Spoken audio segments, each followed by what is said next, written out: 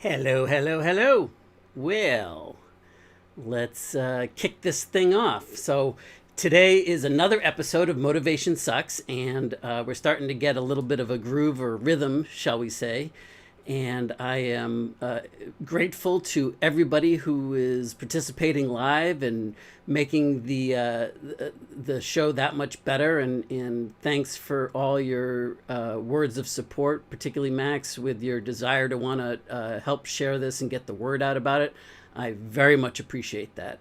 And we will get it better and better. So today, what do we have? Well, we have the last in our series of the prerequisites, so to speak, so that we can really dive into things next week. And what we're going to talk about is the basis of the I got to figure it out trap. I got to try to figure everything out. I got to try to make sense of this before I can move forward. And the reason why that's a trap is that we can become so focused in on the I gotta figure it out stuff that it becomes a way of being distracted with what we're really trying to accomplish. Think about it for a second. How many times have you delayed? Have you put things off? Have you kind of procrastinated, so to speak? Or not, so to speak, just outright, hid away from things because you felt like you were lacking information, that you didn't have enough to go on, that you were short of some vital stuff, and that you had to figure out how it all worked in order to be able to move forward. And I'll never forget the sentiment of something that I heard from Hale Dwoskin from Sedona Method. And Hale said, and I'm going to paraphrase this because I don't remember the exact words, but it had a profound impact on me, his message. He said, there's no place that you need to go to be that which you already are. There's nothing that you need to do to be that which you already are. And I equate that to the I gotta figure it out trap, because the way that it shows up is we feel like we've got to do X. We've got to present ourselves in a certain way. We've got to meditate in a certain location. We've got to follow a certain online expert's path of success in order for it to be ours. And we want to make sure that we have everything just right, that we have to figure it out, and we have to, kind of master all of that before we can move forward. And in fact, there's nothing that we need to do to be that which we already are. And so I really hope that you'll take this to heart and kind of meditate on it for a bit, and so that we can, have some dialogue on it, because it's the doorway. It's the opening of the doorway to the because I said so superpowers, or the BYSS superpowers, right? Because you said so, it's going to be. And that's really, what we've been discussing all along, and really what the whole goal of Motivation Sucks is all about, is to give us the tools to intentionally shift from a path of being motivated by outside circumstances and to be internally driven, to be inspired, to take inspiration-based action. And so when we think about that from a standpoint of because you said so, well, the only way that you can access and take control back over your life, the only way that you can access that kind of superpower in your life is if it comes from a you-centered standpoint, from an internally focused standpoint, because you said so. I'm going here because I said so, because you say so.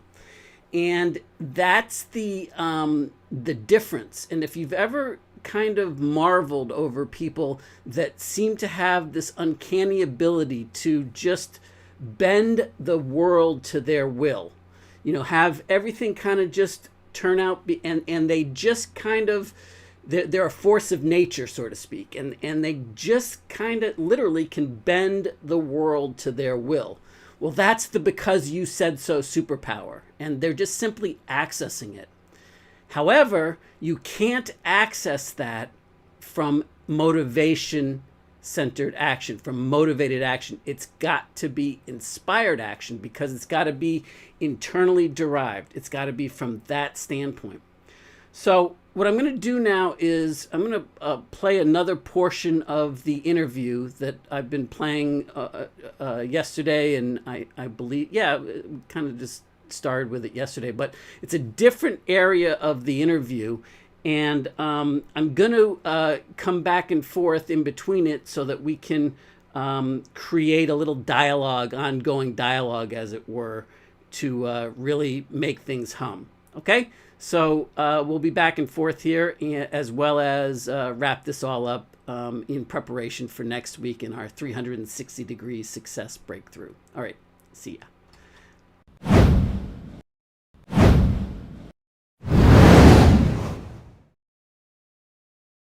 I equated freedom with money, and not just a little bit of money, a lot of money.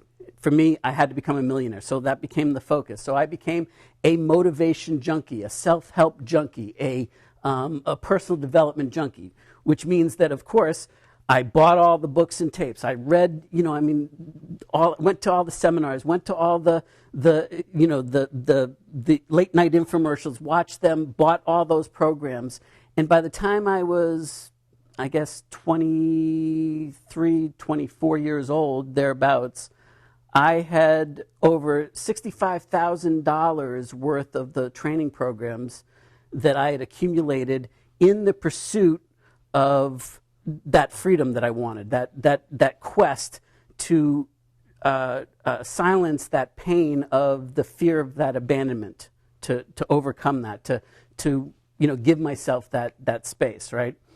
Did I have the money? No. Did I have even some of the success? Well, I was stuck in that cycle where I got excited. I got the next book or the next audio tape program, and it was the cassette programs, not 8-track, but cassette programs way back then. I'd pop it in. I'd get real excited and jacked up with the potential, with the hope that I saw in it, that this time it's going to be different. And you know what? I learned a lot. I got a lot of great insights in there. And a lot of it was groundbreaking. A lot of it was good shit that was, incredible stuff. But it wasn't incredible for me then. And what I mean is that it didn't work for me then, or it only worked temporarily, because I experienced what I call the snapback. And I'm sure that you can relate to this on some level, where we have a modicum of success, and all of a sudden we are starting to see some sort of breakthrough, and it's good for a time, but then it snaps back to the way things were. It's like the yo-yo dieting, right? We lose a little bit of weight, but then we yo-yo back up, and we gain the weight back and more. The people that win the lottery, it's almost cliche now, but 99.9% of the people that have won the lottery are dead broke, or worse than dead broke today, because they've lost the money. So let's pause here for just a second and kind of chat about just this insight alone. The yo-yo dieting parallel, as well as the lotto parallel, because I think part of the where we have to figure it out trap, I got to figure this out and I got to make it all make sense trap that we fall into, is a result of us trying to think about, like, once we finally get there, then I can be happy. When I finally get to win the lotto, I'll be happy. When I finally get to my ideal weight, then I'll be able to attract the relationships that I want in my life and have the kind of things in my life that I want to have. And that's another symptom of the, I got to understand it. I got to figure it out. I got to make sense of this. And it's really the difference between being a seeker or a finder. And, we've been talking about the tale of two paths all along, right? And which one you've been walking or want to walk, and making the distinction of being able to walk it intentionally. So the tale of two paths, where we're talking about the collector versus the builder, the motivated action versus inspired action. Those are all two paths. Well, we also have the seeker path, which is connected with motivated action. We've got the seeker path, and of course we've got the finder path. The actually seeing those results that we want to see in our life, having the success that we want to have in our life. So that's where I think the core understanding, or the foundational understanding, if you will, of what it means to be driven by motivated action over inspired action. Be driven by having to seek the next idea. I want to have, we talk about the bright, shiny object syndrome so often that it has become cliche, and we just chalk it up to saying, yeah, it's just that. But why? Why is it? It's because we're addicted to seeking. We're addicted to, wanting the next idea, the next breakthrough, because it's always the perpetual seeker, never the haver of the ideas, never the finder, never being able to be satisfied, because it's always on your horizon. So that's connected to this yo-yo dieting and the snapback loop that I'm talking about, and about to give a personal example from my life on this. But when you start to really dig into this, and you start to see how this is taking hold in your life, that's where we can start to really make some ideas. I see Gene just chimed in. I never suffer from the bright, shiny object syndrome. Gene, it was funny that you said that, because I was thinking about you in that very moment that I said that. So you must have picked up on my connection. The psychic hotline must have reached you. Anyway, thanks for joining us, Gene. So anyway, when we talk about the yo-yo dieting and the winning the lotto symptoms, those are all the and then bouncing back, having the snapback, and then not having the results that you want to have in your life. That's where we start to see that it's all intertwined, it's all interconnected. So if you get your ideas, or you get your you get some results that you want in your life for a little bit, and then all of a sudden it stops happening, or it snaps back, and then you're back to the same old way that it always was, or perhaps worse, where you're just on that up and down merry-go-round, so to speak, that and then it's like you can't seem to win for losing. Does that make sense? So at that particular juncture in time, we have some things to work on, and that's all a symptom of a Fred story. That's all a symptom of us being being controlled by Fred, being controlled by that unconscious conditioning, the stories that we've allowed to come into play, and that have been driven deeply into our unconscious mind, that we don't see anymore. And so it's really kind of cool that every time you can see this operating in your life, anytime you feel the need to, I got to figure it out. I need more clarity. I need to understand exactly how this needs to go in order to get to the next level. Anytime you feel that coming up, you can have that be a cue and say, aha, that means I may not be able to see it, but I can trust that there's some sort of unconscious conditioning, a Fred story, if you will, if you want to adopt that terminology and use that as a tool to, help you really dig into it, that is your cue to say, wait a minute, that's really cool. Because what that means is that the way I have it, the way that what I believe to be true is this. And then you can just simply pause and ask yourself, is that really true? Or is that a Fred story? All right. So let's get back to the video now, and then we'll talk some more here. if I can figure out which button to push. That's associated with that was me. So what I'm getting at is that I got enough of those things to overcome some of the Fred stories through sheer force, sheer willpower. I gritted it out. I muscled it into place. And what ended up happening is that eventually, by the time I was 32, I became a millionaire for the first time. I got it. And it turned me inside out. I mean, it was incredible. And I thought, now I've got the freedom that I want. And it only lasted, again, the feeling of not, of being worthy, of being, finally having made it, only lasted for a little bit by comparison. And I experienced the snapback again, where at first it wasn't in the monetary sense, the material world sense.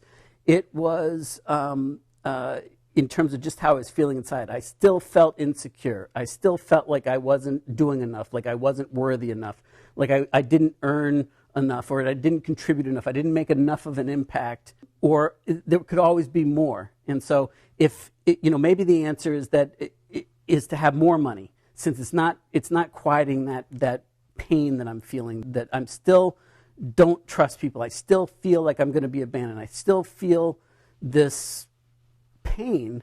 It's none of it's there. None of it's going away. Well, let me do it again. And so I did do it again, and bigger, and set a bigger goal, and I went after it and drove, and I became successful for successful's sake, and for this, driving bigger for the sake of driving bigger. But here's something that even that, achieving those goals didn't matter, didn't even feel as good as the first time that I had that first taste of success. So can you relate it all to this? How does this show up in your life, this experience? What's the correlation to your life? How does this play its role? For me, it was all about, like I said, making a lot of money equals freedom. And for me, that's what was the driving force. So it obviously becoming an entrepreneur, and, in the internet age, when I first got online in 97, that was, what drove me. And the more that it ended up coming into play, the more that it created that desire for more. But who cares about me? What about you guys? Where does that show up in your life? How does that start to correlate? What's the cross sections, if you will, that makes this make sense to you or not? And if you have pushback, push back. Let's chew on it. Let's figure some stuff out together. But I think that you can start to enjoy this from a standpoint to know, A, you're not alone, and B, there is a solution to this, so that you can figure your way out of this, not figuring it out, but actually find your way out, not to seek your way out, but to actually find successfully your way out. All right, so let's continue. So what was going on? Well, I didn't know this, but again, unconsciously, I had a different Fred story, I guess, running me, because what I did was I sabotaged my success. And so I lost all my money, and I went broke. And then I made it all back again. And somehow the comeback kid, right, that story of the comeback felt even better than doing it the first time, because I overcame it. I was Fred now, and not only did I get stuck in that jar once, but and wrestle my way out, but now I did it again. I'm coming back, and I'm not letting, and so what ended up happening from the time that I became a millionaire the first time to the time that I was 42, when I had, basically a nervous breakdown, a midlife crisis at 42, was that I made and lost millions. When I turned 42, I stopped and I said that this sucks. I'm tired of this snapback. I'm tired of always reverting backwards. It's like, no matter what I do, I can't ever get off this gerbil wheel. And so, yeah, I might have all the toys. I might have the $1 million mansion. I might have experienced what it's like to fly in a private jet, or to rent an island in the British West Indies with some friends at $50,000 a night. And all that stuff that's frankly, when I think about it now, is embarrassing. But back then, it was like I wore it as a badge of honor, as a a status symbol, as all this stuff proved to, at least to the outside world. Let me pretend that everything was outstanding, that none of my Fred stories were real, and because nobody else knew about them, but I did. The only problem is I didn't know that they were running me. And so that was the beginning of really starting to do some soul searching and look for what are some things that I can do. And I really... So where does that show up in your life? I mean, like, can you see how it's possible at this point that we have this idea about what success is supposed to look like? That it's got to look a certain way, that it's got to breathe a certain way. And did we choose that ourselves, or did a Fred story define that for us? And I think that you'll find that more often than not, if you will examine it and ask yourself, is this true? Is this, why am I driving to this? What for? We talked about this, now it seems like a year ago, but it was only 2 days ago, or two episodes back. We talked about, working so hard to win the race or to climb the ladder, only to have that ladder being unknowingly leaning against the wrong wall, or that you're running the wrong race, and that you've won that race. And what was your reward for winning that race? Well, the problem is that you didn't know what race you were actually running. And if you will stop in between and ask yourself, what is the reason? What am I doing? What for? Why? And really get in touch with it. Did I choose this because it's something that inspires me? That's something that I want to do, an action I want to take?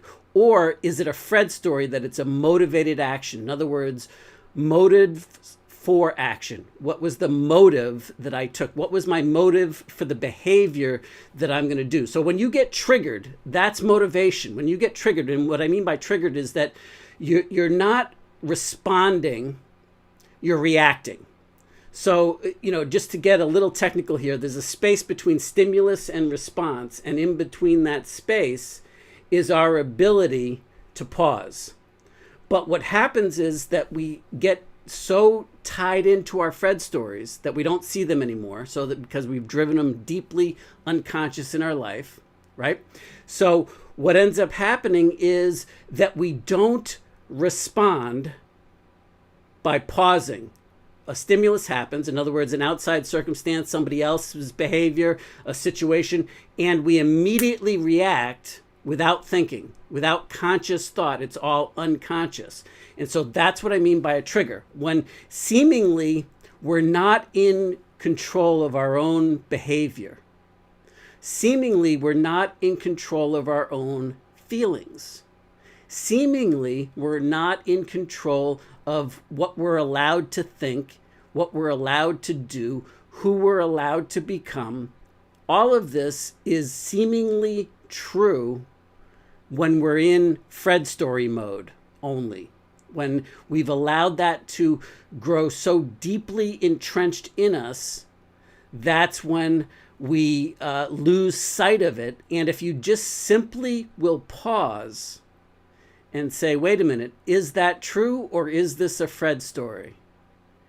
And sometimes it might be true for you. You might decide that, yes, this is true. What am I trying to accomplish? Why am I trying to accomplish this? Now, if you're feeling bad, if you're feeling anything less than joyful and optimistic and excited and courageous about where you're going and that type of energy, then very often, if you will stop and examine that why you're feeling that is because you were triggered. Right? So you have an automatic reaction, which is the Fred stories. And as we talked about yesterday, if I choose to ignore a Fred story and go, la, la, la, la, la, la, la, can't hear you, can't see you, I'm pushing you away, I don't want to have you anywhere in my energy space anymore. Great, consciously, but unconsciously, Fred's still there. And Fred's still calling the shots unconsciously. The only difference now is that you're not observing your unconsciousness. And so what's happens is that you think it's fact. You think it's reality. And in fact, it is your reality because you believe it to be true. Let me say that again. It is your reality because you believe it to be true. Okay? So that's the really big pieces of that. So if you're feeling joyful and optimistic and you believe that the outcome is going to be what you want it to be, what you expect it to be, then that's the reality that you'll end up seeing. And likewise, if you're apprehensive about the future, if you're concerned about the future, then that's the reality that you're going to end up seeing. So I hope that this is helpful to you and that you can start to digest some of this stuff, because just to kind of bring it full circle here and take the full circle off the screen there, because I was double superimposed there, just to bring this full circle and to give you the tools, so to speak, on how you can deal with this and how you can observe this. Well, when we are looking for a particular result in our life, and we say, well, if I only had this result, if I could only see these things happening in my life, if I only experienced this in my experience, then I would feel better. Then I would behave differently. You know, if I was a millionaire, then I'd be happy. And that was my one for a long time, right? Like if I was made a lot of money, if I was a millionaire, then I'd be free. Then I could experience the freedom that I wanted to experience, that I deserved to experience, right? So, but the problem is that I'll never see those results until I internalize it, and it's a mental journey first. First and foremost, it's mental. So just stick with me here for a second, because what happens is that when we're feeling bad about something, can we feel anything bad unless we're replaying a story or a previous time in our life that was in our past?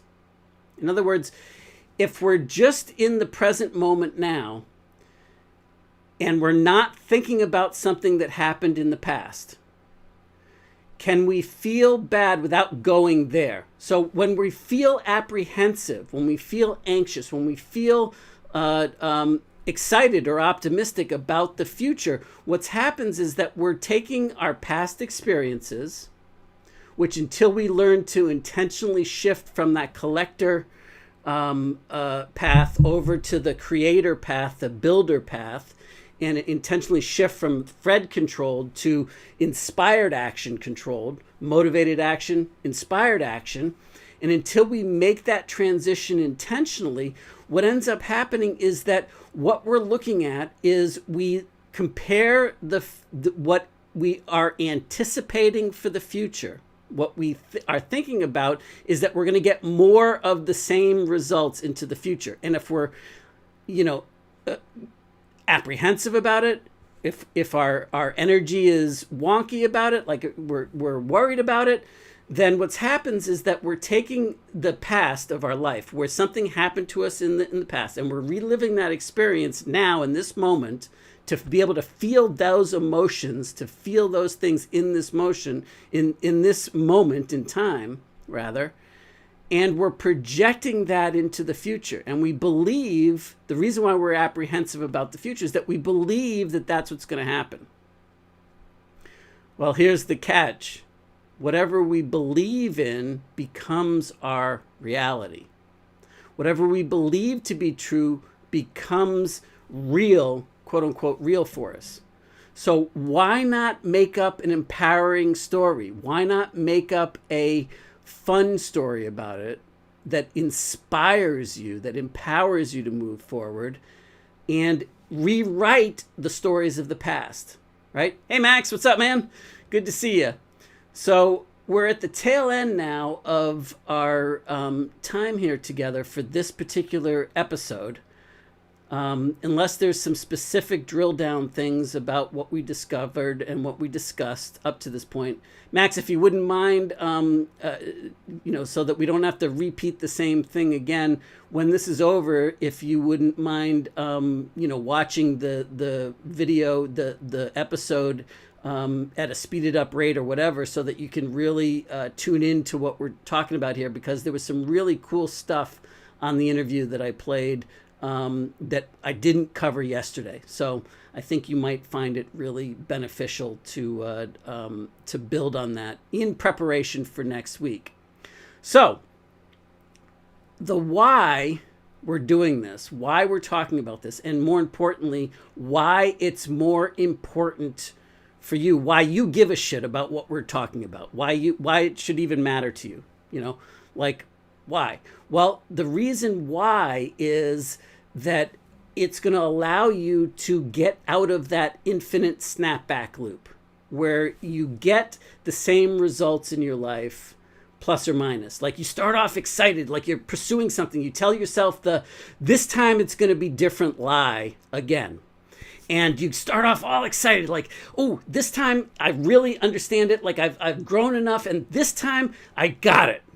And we're gonna start to create the next thing, and sure enough, you start off truly inspired and exciting, and then sooner or later, it kind of like snaps back, and you have that that oh yuck feeling where the seesaw just smacks back the other way, and the snapback loop happens, and you're right back where you were. The same kind of emotions, the same kind of behaviors, the same kind of fears about the future. And you tell yourself, what? I knew that was going to happen. I just knew it. And so what's really happening at the core there is that you've got a Fred story that is totally unconscious, that is just because you can't see it, like we've been discussing all along, doesn't mean that it isn't influencing you. Doesn't mean that it isn't controlling your behavior in a unconscious way. It's just that you seemingly don't have any power over it. You don't have the ability over it because it is so deeply rooted into the unconsciousness. So the first way to start breaking this. So that's the why you want to do this. The what is what we've been talking about all the way through this.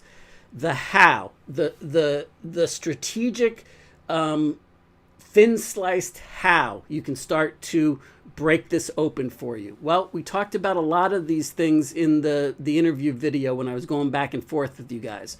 But just to recap it, number one is to stop. Anytime you get triggered, when you feel that emotional trigger, when you're going after something and you're fearful that the results aren't going to be what you hope that they are going to be.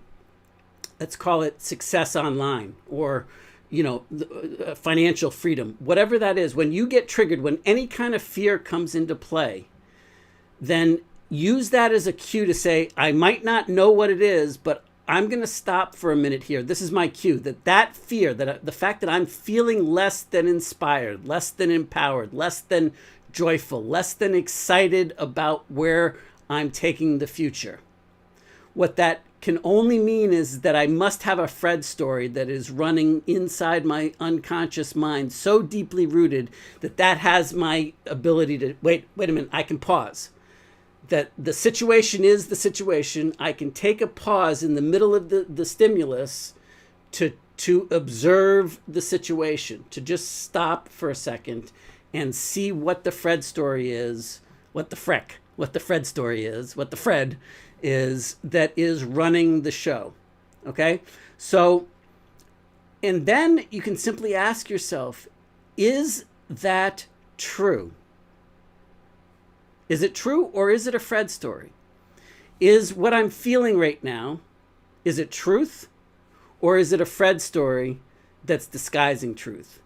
And in that moment, and it doesn't matter whether it's whatever you answer, just is. I mean, like, there's no right or wrong answer to this. I'm just asking you or inviting you to pause and to reflect on it. And the more that you will do this, I think you'll find that the easier it gets in being able to observe your unconsciousness, the easier that it will get to shift from motivated action into inspired action. And that's where we're going to be going into next week. So we've laid the foundation this week in the 3 workshop episodes this week for being able to build forward next week. And as we've been discussing all along, next week we've got the 360-degree prosperity breakthrough, the success breakthrough from 360 degrees, so that we can enjoy both material wealth and success, as well as that spiritual fulfillment, that happiness, that joy in our life, knowing that we're following our heart, that we're following our calling, that we know that we're making the difference that we're supposed to make, that we're making the contributions that we're supposed to make at the same time. So it's no longer a trade-off between financial success or being, caring about other people, being a healer or being financially successful. The two are not mutually exclusive. We can embrace the brilliance of the and that's what I mean by the 360-degree success solution, or the 360-degree breakthrough. Now, there are 3 barriers in between experiencing that 360-degree breakthrough on whatever subject that you want to have it on, and where you are right now. So if you're not yet living the success, the unprecedented success that you'd like to see, if you're not yet living that in your life, and I'm talking about not just a little bit of success, I'm talking about unprecedented success. In other words, the results that you want to achieve that you have yet to achieve ever in your life. Maybe you've longed to achieve it. I'm not saying that you haven't achieved success, but I'm saying unprecedented success. For you, it's unprecedented. You've never been there before. Then that's what I'm talking about. The 360-degree breakthrough is getting to the unprecedented level and unleashing your because you said so superpowers, the BYSS superpowers on your terms. And to be able to unleash that requires you to go through the 3 individual barriers that are standing in between where you are right now and that unprecedented bigger future that you want to create on your terms because you said so. And oddly enough, strangely enough, there are 3 individual breakthroughs that will help you overcome or break you through each of those 3 barriers and allow you to understand the full 360-degree breakthrough solution and how to methodically tic-tac your way there on an ongoing basis on any subject. Now, I guess I haven't said this explicitly, but I probably should right now, is that this process that I'm going to unveil to you, that we're going to be drilling down on, is adaptable to any subject matter. The teaching model that I'm going to be using for it is online success in an entrepreneurial fashion or a freelancing fashion, to be able to have financial freedom as your goal in the online success building world. Okay? And I'm going to do my best to have the parallels be there, but this is the world that I know very well because it's the world that I lived, and I lived the whole gamut, as we discussed in the interview video there, and the snapback loop, and all of that stuff, and having it not be the reason that that I was happy, and figuring out how to have both. So when I give examples, a lot of it's going to be from the online world, but in a universally applicable way. And again, it's just the teaching model so that we can tap into it. Now, it happens to be the teaching model that I not only know well and can speak with great credibility and authority on from my past experiences on it, but it also happens to be, especially right now, what I believe a lot of people are still struggling with today is, how do I shift my business or my income with systematic certainty into the online world when, we're still at the tail end of this pandemic, and business has changed as a result of it. However, here's the thing that I think we're going to start to see, and we're already starting to see it, even though we're starting to see a light at the end of the tunnel in terms of the pandemic.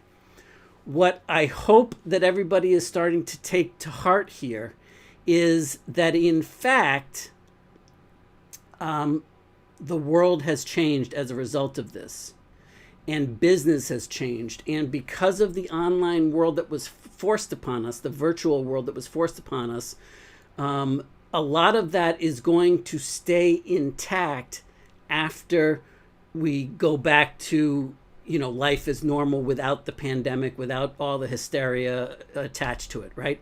So if you're not prepared for that, you might want to start to really quit hanging on to when it goes back to quote unquote normal, because I don't believe that we're going to go back to normal in terms of the business world again.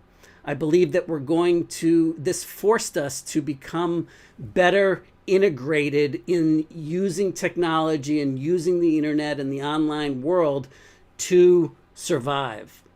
And so I believe that a lot of this is going to become even more prevalent to make sense of. So what I really want to do is, regardless of what you're looking to pursue, is to give you a 360-degree success solution for success online, and being joyful and being supportive and making the impact that you want to make at the same time that you're attracting that prosperity to you to have the kind of material success that you want and deserve in your life. And to be able to apply it as the framework or the teaching model in the online world from a universally applicable, that you can then apply it to your own specific needs in the online world, but even more importantly, be able to take this framework and use it, whether that happens to be to find the love of your life, the relationships of your life, to use this framework for health, for fitness, to use the framework for achieving the romantic relationships that you want to attract into your life. Whatever that happens to be that you're looking to happen, this framework is universally applicable to across the board. But again, we're going to use developing the online success, the online business development process in a universal way. We're going to apply that as our teaching model as we go forward here, so that we have something to work with that makes sense, that will hopefully appeal to the large cross section, at the same time that we're then talking about, where else you can adapt this to, and not only how else can you adapt it to your particular situation of financial freedom, of spiritual fulfillment, both sides of the equation for you personally, but also how can you expand it beyond just finances, beyond just your professional life, and how can you have it extend beyond that? That's where else you can start to enjoy it. So with that, it's time to wrap up today's episode. Thank you all for joining me. And remember, next week, we're going to start on the 360-degree success solution. And each of the 3 workshops is going to be about a different barrier and a different breakthrough to help you step up to the next level, so that we can start to pull all this together and give everybody the framework necessary to be able to make some magic happen. And hopefully we'll be able to intertwine some interactivity and make sure that we have some deep dive kind of coaching sessions or just rap sessions, like back and forth. And I believe that Tom is excited about coming on, and I'm excited to have some fun with Tom. It's been a long time, Tom Bell, and I hope that Thursday works for you, because that would fit in nicely with everything that I have planned. So with that, let's rock and roll, and I'll see you next week. Signing off.